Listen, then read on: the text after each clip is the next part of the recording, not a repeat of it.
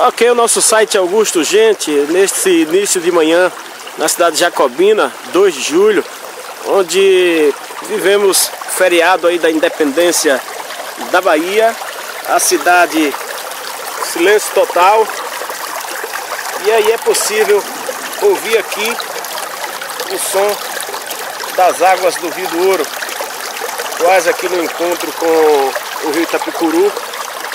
Essa imagem linda, que nem sempre acontece. Quando vem o período da seca, realmente o rio seca e corre apenas, nesse local apenas, o esgoto. E a gente aguarda que em breve seja desviado das águas tanto do Itapicuru como do Rio do Ouro, através aí do esgotamento sanitário, que é realmente aguardado há muitos anos aqui na cidade de Jacobina. Mas sem dúvida, uma imagem linda, aqui próximo ao Mercado Velho, o Rio do Ouro, correndo aqui sentido ao encontro do rio Itapicuru e segue em direção ao mar.